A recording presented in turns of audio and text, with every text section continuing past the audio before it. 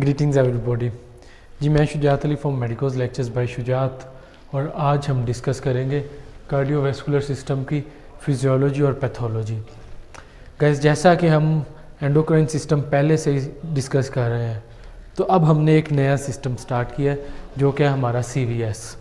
सो आज हम इसका पहला लेक्चर, इसकी थोड़ी सी पैथोलॉजी और फिजियोलॉजी आपसे डिस्कस करनी है।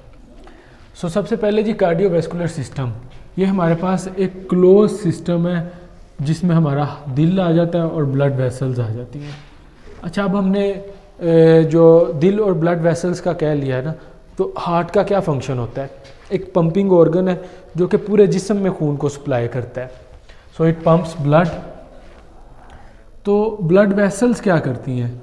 वो करती हैं ब्लड को कि सारे जिस्म में सर्कुलेट करे, सारे बॉडी पार्ट्स में सर्कुलेट करे। So function of cardiovascular system हमारे पास ये होता है कि ऑक्सीजन और न्यूट्रिएंट्स जो है ना, ये लाने हैं, इनको ट्रांसपोर्ट करना है, और कार्बन डाइऑक्साइड को या वेस्ट है ना जो, उसको रिमूव करना है। जब हम पर्टिकुलर हार्ट की बात करते हैं ना, तो सबसे पहले हम इसकी लोकेशन और फिर इसके पार्ट्स डिस्कस करते हैं। तो जो लोकेशन है ना हार्ट की, ये in thorax in between lungs, central region है। इन थोरैक्स, हार्ट थोरैक्स में होता है, लंग्स के दरमियान। और जो एपेक्स है ना, ये स्लाइटली लेफ्ट होती है। एपेक्स मीन ये हार्ट है ना इन सेंटर थोरैक्स में, तो एपेक्स स्लाइटली थोड़ा सा लेफ्ट साइड पे हमारी होगी ना ये। और इसी तरह हमारे पास जो इसका साइज़ है, ये एक मुट्ठी के बराबर होता है, मीन इस तरह। चैम्बर्स की जब हम बात करते हैं ना, तो एक है आर्टरिया, एक है वेंट्रिकल। जब हम उस डायग्राम पे जाएंगे तो हम इनको बेटर अंडरस्टैंड करेंगे, लेकिन फ़िलहाल आर्टरिया में दो चैम्बर्स हैं, एक राइट एट्रियम है और एक लेफ्ट एट्रियम है। और इसी तरह वेंट्रिकल, जिनको डिस्चार्जिंग चैम्बर कहते हैं, इनमें भी दो हैं, एक लेफ्ट वेंट्रिकल और एक राइट वेंट्रिकल।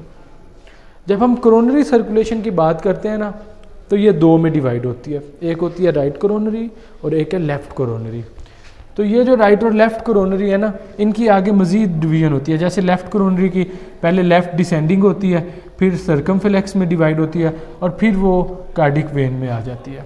इसी तरह राइट कोरोनरी की पहले एक्यूट मार्जिनल आर्टरी होती है, और फिर वो वेन में आके ज्वाइन कर जाती है, राइट और लेफ्ट कोरोनरी दोनों आपस में। इसी तरह जब हम इस डायग्राम में जनरल फंक्शन बात करते हैं ना हार्ट की, तो हार्ट में हमारे पास एक होती है सुपीरियर वेना केवा, एक होती सुपीरियर वेना केवा ये, इन्फीरियर वेना केवा ये। इसी तरह right atrium, right ventricle, left atrium, left ventricle. इसी तरह tricuspid wall, pulmonary wall, बाइकप्सिड wall और एरोटिक वॉल। चार वॉल्स हैं और हमारे पास चार चैम्बर्स हैं। एरोटा है, उसके बाद हमारे पास पल्मोनरी वेन और पल्मोनरी आर्टरीज हैं। तो अब हम पार्ट्स ऑफ हार्ट पढ़ेंगे कि हमारे पास कौन कौन से चैम्बर्स हैं, उनकी क्या डिटेल है, कौन कौन से वॉल्स हैं, उनकी क्या डिटेल है, पल्मोनरी और सिस्टेमिक में क्या डिफरेंस है। सो देखें जी, सबसे पहले हमारे पास है जी राइट एट्रियम, एट्रिया का जो हमारे पास पार्ट था। इसमें हमारे पास होते हैं पेक्टिनेट मसल्स। देखें, सुपीरियर और इन्फीरियर वेना केवा से ना जो खून है वो राइट एट्रियम में आना होता है। राइट एट्रियम में उसने इकट्ठा होना होता है। राइट एट्रियम के पास एक वॉल होता है, ट्राइकप्सिड वॉल। ट्राइकप्सिड का मतलब भी शो कर रहा है कि इसके पास 3 लीफलेट्स होंगी, ट्राइकस्प्स होंगी। एक होगी इसकी एंटीरियर, एक होगी पोस्टीरियर, एक होगी सेप्टल पे, और सारी कोडिया टेंडिनाई से आपस में कनेक्ट होगी। लेकिन खून ने सुपीरियर और इन्फीरियर वेना केवा से जब राइट एट्रियम में आना है ना, तो वो फिल हो जानी है राइट एट्रियम। इसके पास जो ट्राइकप्सिड वॉल है वो इसकी फिलिंग के बाद खुल जाना है, और खून जाना है हमारे पास राइट वेंट्रिकल में। राइट वेंट्रिकल में जब खून ने जाना है ना, तो राइट वेंट्रिकल के पास हमारे होता है पल्मोनरी वॉल।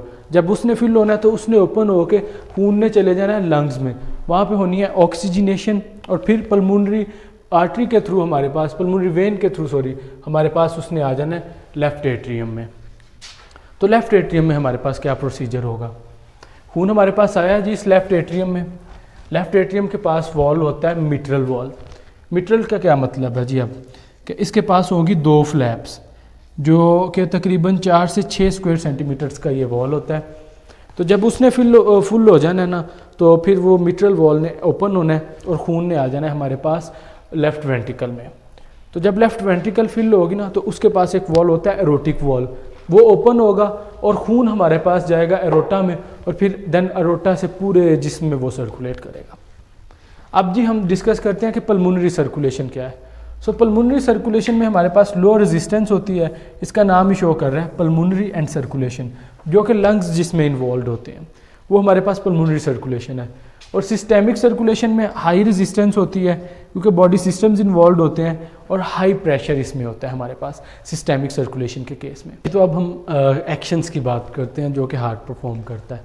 तो इसके मेन 4 किस्म के एक्शंस होते हैं, जिनमें हमारे पास पहला जो एक्शन है ना वो है जी क्रोनोट्रोपिक एक्शन।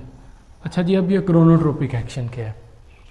ऐसा एक्शन जो कि हार्ट की फ्रिक्वेंसी के रिलेटेड हो उसको हम क्रोनोट्रोपिक एक्शन कहते हैं।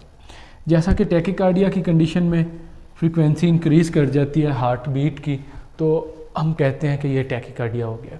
इसी तरह ब्रेडिकार्डिया की सिचुएशन में frequency of heart beat decrease कर जाती है तो हम कहते हैं ये ब्रेडिकार्डिया है। इसी तरह दूसरा एक्शन हमारे पास है जी आइनोट्रोपिक एक्शन। ये होता है force of contraction of heart के रिलेटेड। अगर तो पॉजिटिव आइनोट्रोपिक एक्शन है तो फोर्स ऑफ कंट्रैक्शन इंक्रीज़ होगी, ये एरो इंक्रीज़ को शो करेगा।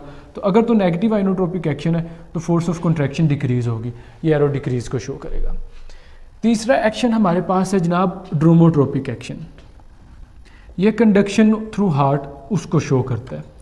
अगर तो पॉजिटिव है तो वो शो करेगा कि कंडक्शन वेलोसिटी जो है ना हार्ट की, कंडक्शन थ्रू हार्ट जो हुई है वो इंक्रीज़ हुई है। अगर तो नेगेटिव है तो वो शो करेगा कि डिक्रीज़ हुई है कंडक्शन वेलोसिटी। इसी तरह last but not the least हमारे पास जनाब है बेथमोट्रोपिक एक्शन। बेथमोट्रोपिक क्या करता है कि ये एक्साइटेबिलिटी ऑफ कार्डियक मसल्स को शो करता है। अगर तो पॉजिटिव है तो फिर ज़ाहिरी बात है कि excitability of cardiac muscle increase होगी, अगर तो नेगेटिव है तो फिर excitability of cardiac muscle decrease होगी।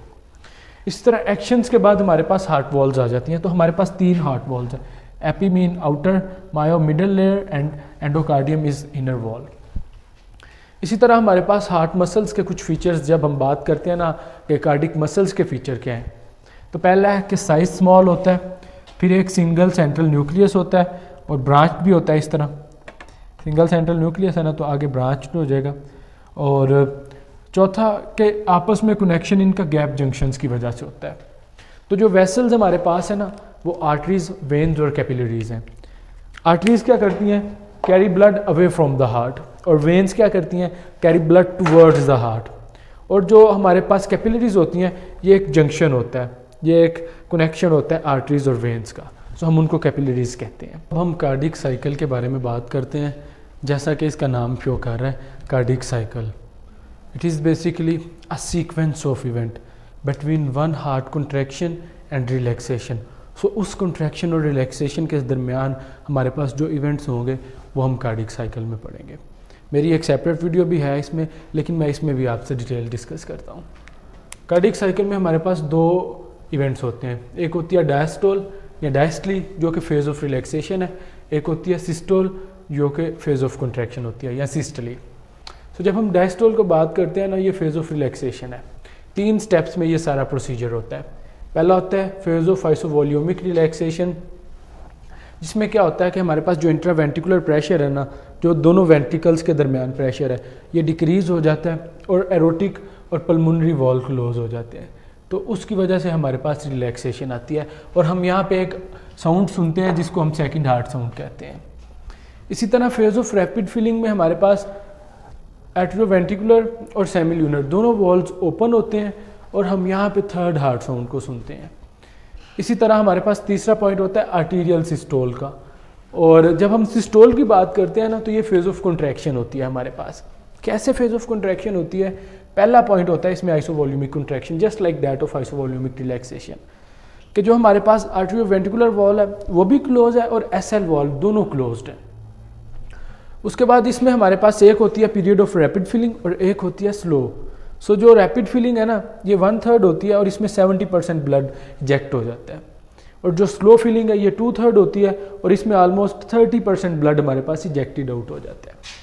तो इनके अलावा जब हम बात करते हैं ना ब्लड प्रेशर की, हमने अमूमन घरों में भी सुना होगा यार ब्लड प्रेशर हो गया है, तो वो क्या होता है? तो वो एक ऐसा प्रेशर होता है या एक ऐसी फोर्स होती है जो आपकी वेजल्स वॉल के साथ लगती है। तो उस फोर्स, उस प्रेशर को हम कहते हैं कि ये हमारे खून का प्रेशर है। उसको कैलकुलेट कैसे करते हैं कि जो कार्डिक आउटपुट है ना, उसको आप पेरिफेरल वेस्कुलर रेजिस्टेंस के साथ मल्टीप्लाई करके ब्लड प्रेशर कैलकुलेट कर लेते हैं। ये हमारे पास सिस्टोलिक भी हो सकता है, डायसिस्टोलिक भी हो सकता है, और जो मीन वैल्यू हमारे पास है ना ब्लड प्रेशर की, वो 80 to 120 मिलीमीटर ऑफ मर्करी है। इसी तरह जब मीन आर्टेरियल प्रेशर है ना, इसको हम कैसे कैलकुलेट करते हैं? इसके लिए हम ना सिस्टोलिक को पहले ऐड करते हैं, डायसिस्टोलिक को 2 से मल्टीप्लाई करके सिस्टोलिक में ऐड करते हैं, और दोनों को 3 पे डिवाइड करके हम मीन आर्टेरियल प्रेशर को ना काउंट कर लेते हैं। पल्स प्रेशर कैसे काउंट करते हैं कि हम सिस्टोलिक में से डायसिस्टोलिक माइनस करके पल्स प्रेशर काउंट कर लेते हैं। लेट्स से कि अगर हमारे पास 120 है ना सिस्टोलिक और डायसिस्टोलिक है 80, तो हम इन दोनों को माइनस करके 40 मिलीमीटर ऑफ मर्करी हमारे पास पल्स प्रेशर आ जाएगा। कार्डिक आउटपुट क्या है? कार्डिक आउटपुट हम फाइंड करते हैं जब हम स्ट्रोक वॉल्यूम को ना हार्ट रेट से मल्टीप्लाई कर देते हैं ना, तो हमारे पास जो आउटपुट आता है ना, हम उसे कहते हैं कि ये हमारे पास कार्डिक आउटपुट आ गया।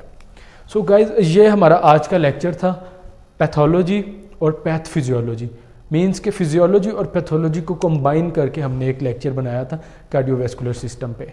सो उम्मीद ये है कि आपको ये समझ आया होगा।